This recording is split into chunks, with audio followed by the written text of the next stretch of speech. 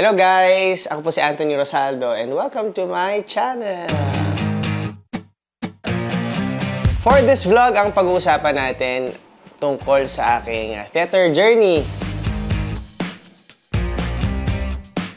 Bata pa lang ako, gusto ko talaga na nagpe-perform sa harap ng maraming tao. Parang I find home and my happiness sa stage.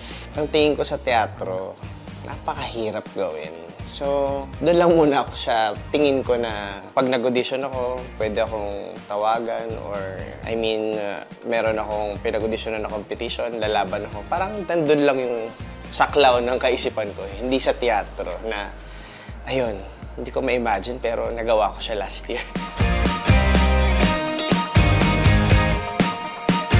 Bilang lang ang mga kilala kong mga theater actors sa Pilipinas and isa sa masasabi kong hinahangaan ko at masasabi kong kaibigan ko at proud ako na nakatrabaho ko ay si Gian Magdangal.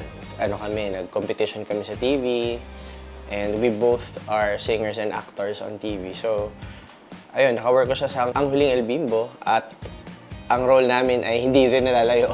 Siya si older Hector, ako naman si young Hector. Ang hirap kasi wala akong theater background, so kailangan ko talaga ng sasandalan, hinga ng mga payo, ng kuya. Siya yun, si Gian Magdangal. Kaya happy ako na naka-work ko siya at meron Gian Magdangal sa buhay ko. Naks! F na F niya na yan, no?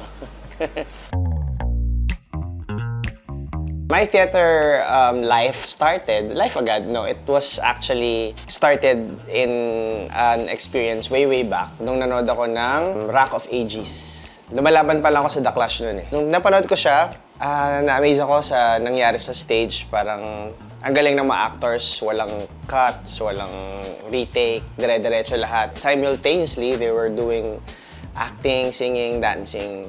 And then nung pandemic, napanood ko sa online streaming yung Ang Huling El Bimbo, the musical. So, napanood ko si Young Hector. Parang feeling ko nung time na yun ay merong nag-spark within me na parang kaya ko yung role niya na yun. Parang nakikita ko yung sarili ko na ginagawa siya. And na magkakaroon ng audition ang Huling El Bimbo nung 2022. Nagbukas sila bigla. Akala ko wala pa kasi di ba galing pandemic. So, sabi ko, eto na tayong calling ko. Kasi di ba ganun, may calling. So in your life, you will have this parang certain realization na parang I think ito na yung next need na pwede kong gawin. Kasi dumadating yung time sa buhay natin na parang nagawa ko na ba lahat? Or happy pa ba ako sa ginagawa ko? Or nag-e-enjoy ba ako?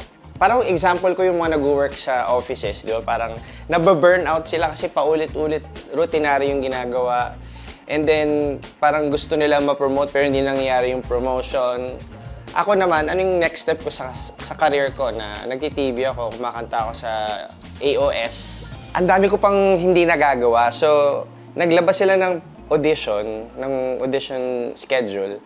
Nag-send ako ng video. And bilang hindi ako theater person, hindi ako sumunod sa hinihingi nilang video. Ang hinihingi nila ay any song from Parokya ni Edgar. No, maling musical yun! Eraserheads.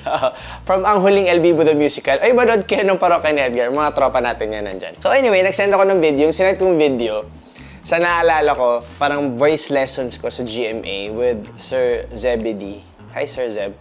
Ang kinanta ko doon ay isa sa songs from Miss Saigon, Why God Why? Why God Why Today? So ayun nga, nag-send ako, kinallback nila ako, tapos kaba ako nung kinallback nila ako. Sabi ko wala akong theater experience pero ibibirit ko to.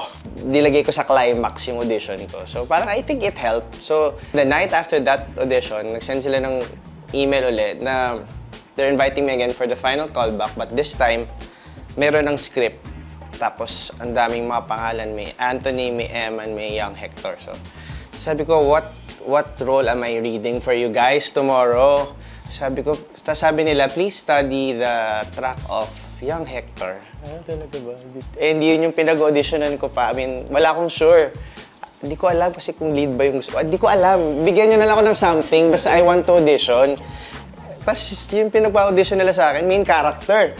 Grabe yung kaba ko, So nag-aral ako. And then, I got another email. In-offer na sa akin yung role. And the rest is history. Nagkaroon ako ng anxiety.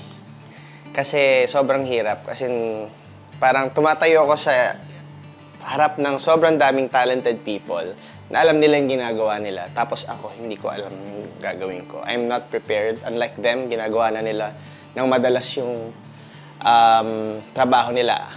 Alam nila yung language of theater. Ako wala talaga. As in, I even had alopecia. Hiyang-hiya ako sa... Pag napapagalitan ako, nahihiya ako. Hindi ako sanay sa ganun. Pag sasakay ako sa kotse pa uwi, umiiyak ako.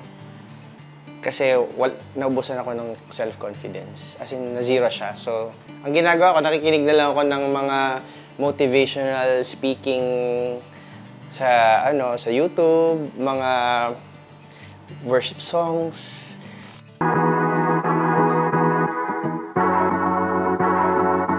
Marami silang similarities and pagkakaiba. So, both of these stage, always you have to present yourself 100% na best mo. Pagkakaiba lang is, dito sa All Out Sundays o sa TV na mga stage, aaralin mo yung song or performance, kakalingan mo, tapos na. Sa stage naman ng theater, aaralin mo mahirap, pang 2 oras na trabaho, may kanta, may sayaw, may acting, and kailangan yung character na ginagawa mo, hindi mo lang siya inaarte, maging ikaw siya, maging natural siya. Kasi mararamdaman ng mga nanonood na inaarte mo lang. Ang goal mo is maapektuhan mo yung nanonood sa'yo. Pipikit ako ngayon, tapos eto, lalahanin ko yung nandun ako sa stage. Grabe, para akong susukan ng lamang loob. Nangyayari to sa lahat. Meron tayong mga inner voices inside. May mga battles tayo sa utak natin na tayo lang yung may alam, pero kalaban natin yung sarili natin. Pagkakamali ka dito, hindi mo masasabi yung line mo na to. Iba yung tono mo dito. And I've never done it in front of an audience, a paying audience, na nagpunta doon at nagbayad ng mahal para mapanood kong perform. And they're not there for mistakes. Iba yung kaba, pero nung curtain call, at nung bowing nung company, ang sarap, ang sarap. Kasi standing ovation, palakpakan, ang sarap sa pakiramdam. Tapos iba siya sa lahat ng palakpak na nadinig ko sa buhay ko. Iba siya. Parang it's a culmination of all the hard work. Ito, Rent naman, dumating. Another answered prayer.